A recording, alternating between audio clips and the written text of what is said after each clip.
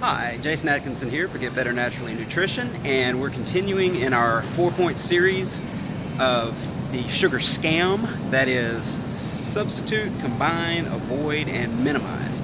And so it's part of the No Sugar Challenge, and so today we're going to talk about combining. So what we're going to combine is actually to combine carbohydrate with protein. You're probably familiar with the phrase glycemic index. So glycemic index is a measure of how quickly a carbohydrate, or any food for that matter, raises your blood sugar. The more protein you have in your diet, it actually reduces the glycemic index. So that's a perfect companion to the carbohydrates in your diet. We actually don't even need carbohydrate in our diet.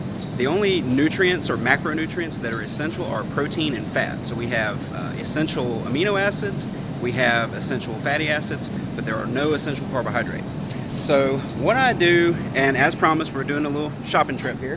What I do each week to get started is to stock up on some 96% lean beef.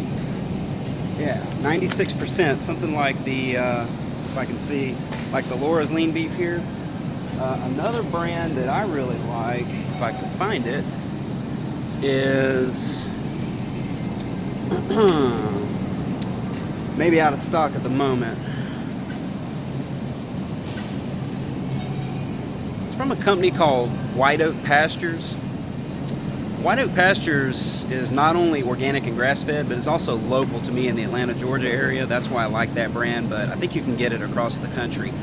The recent meat shortage, which many of you may be aware of, has driven the prices of commercial beef through the roof. So it's escalated to such a point that grass-fed organic beef by the pound is now about 50% more, or 50 cents more, I'm sorry. So go ahead and spend the other 50 cents and get the best quality that you can possibly afford, because what red meat or beef does as the foundation of your diet is it displaces other things that you might consume, like flour and sugar and vegetable oil and things like that.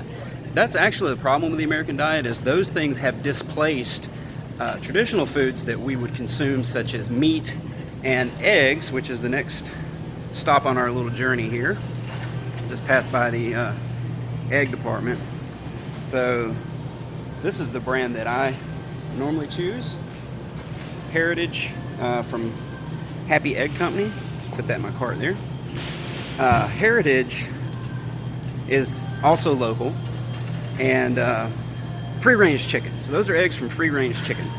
So don't be fooled by some of the terminology that's out there, like cage-free, for example. Cage-free chicken can still be fed an unnatural diet made of grains. That can be corn and soy and nasty things like that. The same is true with commercially produced meat as well.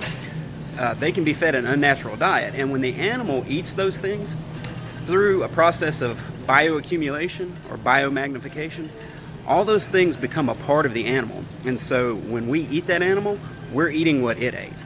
It's very important to select food sources that are, not only the highest quality as far as being organic and grass-fed, but the other advantage to that is those animals are eating their natural diet. So they're as healthy as they can possibly be.